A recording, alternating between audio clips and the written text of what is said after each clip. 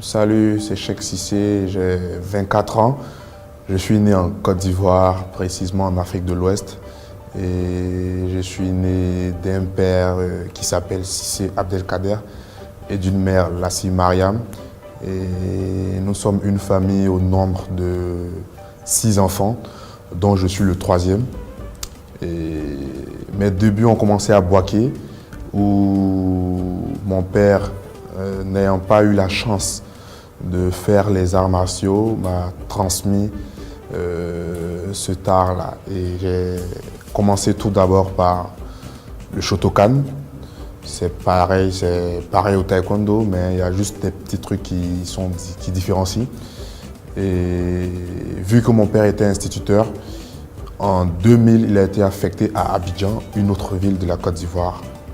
Et toute la famille s'est déportée à Abidjan. Et c'est à Abidjan, vu que j'avais commencé dans ma ville de naissance, j'avais commencé les arts martiaux. Donc étant à Abidjan, il a voulu qu'on continue. Et au départ, j'ai commencé avec mon frère. Nous étions deux. Et après, mon frère, il a lâché à la ceinture rouge. Et mon père m'a incité à continuer. Et au départ, c'était pour juste nous occuper après les heures d'école. Pour ne pas... parce qu'il y a d'autres enfants qui, après les cours, font des bêtises. Donc c'était pour nous occuper, pour ne pas qu'on puisse faire du n'importe quoi et tout et tout. Et en 2010, j'intègre l'équipe nationale pour la première fois. Et voilà, avant 2010, j'ai fait champion junior, champion cadet, tout et tout. Et ma première compétition internationale fut en 2013 à Abidjan, lors de la Coupe du Monde par équipe à Abidjan.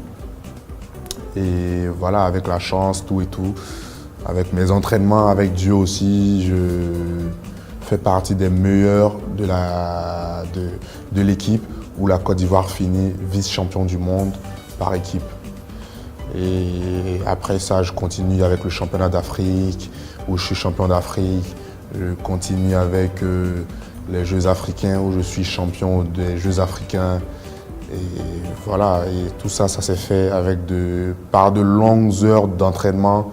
Il y a eu des moments difficiles, des moments où on a perdu, mais on n'a pas lâché, on a continué. On a continué de travailler, on a corrigé les erreurs. Et voilà, pendant ce temps, j'allais à l'école aussi. Et voilà, c'était une question d'organisation, vu que c'était quand même difficile. C'était une question d'organisation et aussi avec l'aide des professeurs de l'école qui ont quand même essayé d'instaurer des heures de rattrapage après les compétitions.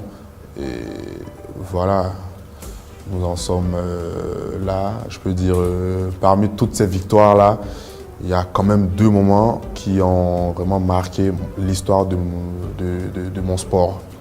Et en premier, je veux parler des Jeux Olympiques de Rio, au Brésil, où je fais médaille d'or aux Jeux Olympiques.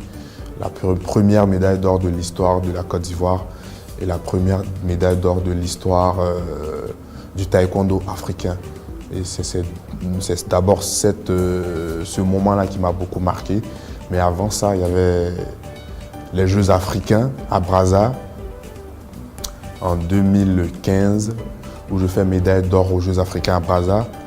Et juste après la médaille d'or à Brazza, le même soir, je pars en Turquie, habillé en tenue de taekwondo dans l'avion, parce que là, juste le lendemain, il y avait une autre compétition en Turquie. Donc dès que je finis ma compétition de Brazza, je prends l'avion la même heure pour aller en Turquie habillé en tenue de sport et sans être lavé. Arrivé en Turquie, il y a eu un petit souci avec l'hôtel, donc on n'a pas pu intégrer nos chambres. Nous avons dormi, moi et mon coach, nous avons dormi dans le hall de l'hôtel. Et juste le matin, je devais me peser pour compétir demain. C'est-à-dire 2 compétitions en 2 jours. Et malgré la fatigue, tout et tout, je vais en Turquie, je fais médaille d'argent Et je fais médaille d'argent parce que je me suis blessé en demi-finale, donc je n'ai pas pu faire ma finale. Et il y a eu jet d'éponge, mon coach a jeté l'éponge pour blessure. Donc il y a aussi ce moment-là qui m'a vraiment marqué dans ma vie sportive. Et voilà.